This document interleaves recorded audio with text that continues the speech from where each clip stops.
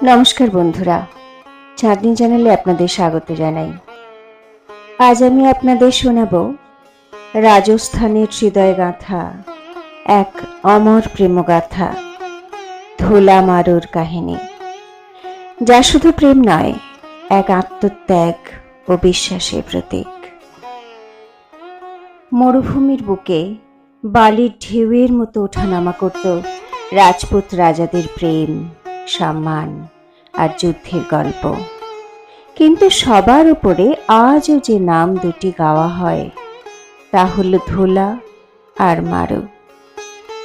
এক ভালোবাসা যা সময়কে হারিয়ে আজও গাওয়া হয় রাজস্থানের প্রতিটি গ্রামে। ধোলা মারু রে, দেশ যা রে।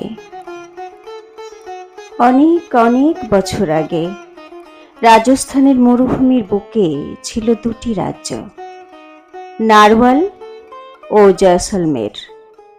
নারওয়ালের রাজপুত্র ধোলা ছিল সাহসী, বীর ও সুশিক্ষিত। অন্যদিকে জয়সলমেরের রাজকন্যা মারু ছিল অনিন্দ সুন্দরী, সঙ্গীত প্রেমী ও অত্যন্ত বুদ্ধিমতী। দুই রাজ্যের মধ্যে বন্ধুত্ব গড়ে তুলতে ছোটবেলাতেই ধোলা ও মারুর বিবাহ সম্পন্ন হয়। কিন্তু তখন তারা শিশু, এই সম্পর্কের অর্থ তারা বোঝে না। সময় কেটে যায়, ধোলা ফিরে যায় তার রাজ্যে, আর বছর পেরিয়ে যায় এবং ধোলার মন থেকে সমস্ত স্মৃতি যায় মুছে। বছর দশেক পরে ধোলা তরুণ রাজা হয়। তার মনে তখন রাজনীতি, যুদ্ধ, শিকার আর শৈশবের সেই বিয়ের কথা সে তো প্রায় ভুলেই গেছে। কিন্তু মারু সে কথা কখনোই ভুলতে পারেনি। সে বড় হয়ে আরো সুন্দরী ও আরো স্নিগ্ধা হয়েছে।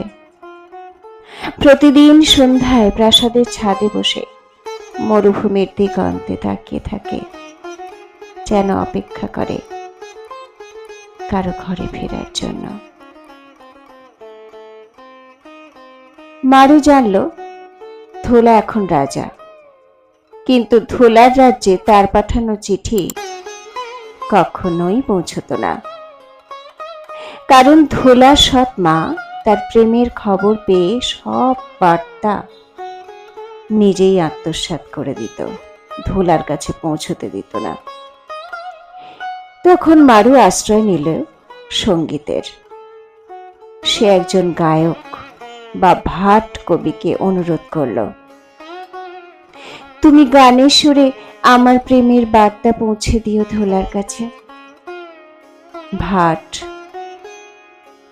রাবণহাট্টা মানে রাজস্থানী সেতার হাতে নিয়ে মরুভূমি পেরিয়ে চলে গেলেন ধোলার রাজ্যে।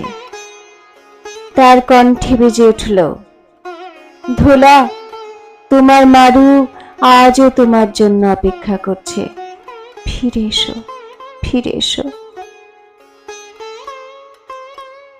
ধোলা যখন সেই গান শুনল, তার হৃদয় কেঁপে উঠল।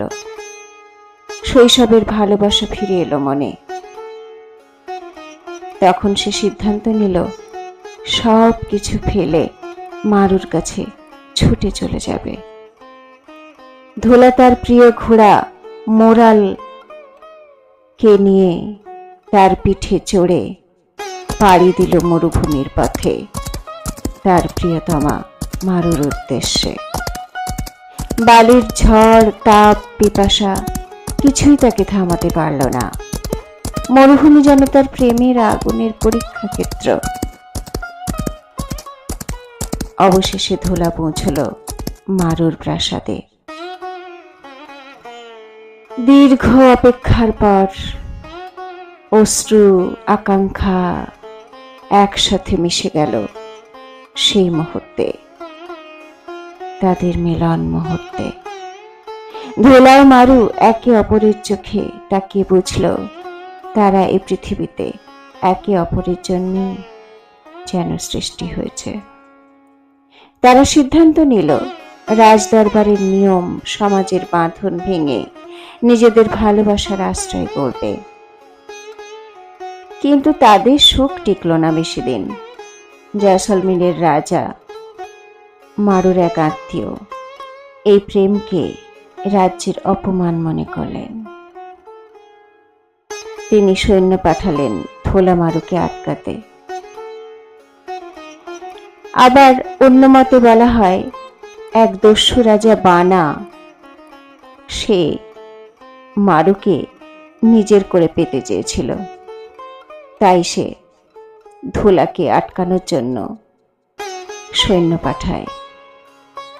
ধোলা মারু ঘোড়ায় চেপে পালিয়ে গেল মরুভূমির পথে। তাদের পিছু নিচ্ছে রাজসৈন্য, ধুলো উঠছে, তলোয়ার ঝলকাচ্ছে। কিন্তু প্রেমের আগুন এত সহজে নেভে না। ধোলা ও মারু মরুভূমির এক নির্জন স্থানে আশ্রয় নিল, যেখানে সূর্যাস্তের আলোয় বালি ঝলমল করছিল সোনার মতো।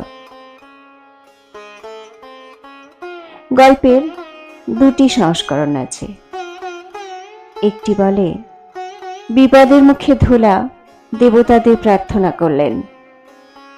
তার প্রেমের শক্তিতে দেবতা আবির্ভূত হয়ে তাদের রক্ষা করলেন, আর তারা মিলিত হল শান্তির রাজ্যে। অন্য মতে বলে, রাজসৈন্যদের হাতে ধোলা মারু প্রাণ হারালো। কিন্তু মরুভূমির মানুষ বিশ্বাস করে, প্রতিটি সন্ধ্যায় যখন আকাশ লাল হয়ে ওঠে, সেই আলোয় ধোলা মারুর আত্মা একে অপরের সঙ্গে মিলিত হয়। আজও রাজস্থানের কোনো বিবাহ অনুষ্ঠান হলে সেখানে গাওয়া হয়, ধোলা মারু রে দেশ যারে। এই গান বোঝায় প্রেমের পথ কঠিন বটে, তবু সেই পথই সত্য। প্রেম কখনো হারে না, প্রেমের জয় অবশ্যম্ভাবী। তাই ধোলা মারুর প্রেম অমর হয়ে আছে। ধোলা মারুর প্রেম কেবল রোম্যান্স নয়, এটি এক অমর প্রতীক ভালোবাসা, ত্যাগ এবং বিশ্বাসের। সমাজ, রাজনীতি আর বিপদের মাঝেও যে প্রেম আত্মাকে মুক্তি দেয়, তাই ধোলা মারুর প্রেম। কেমন লাগলো বন্ধুরা এই গল্পটা? কমেন্ট করে জানাতে ভুলবেন না। আর যদি এই গল্প আপনাদের ভালো লাগে, তাহলে এই চ্যানেলটি লাইক এবং সাবস্ক্রাইব করতে ভুলবেন না কিন্তু। দেখা হবে পরবর্তী ভিডিওতে। নমস্কার।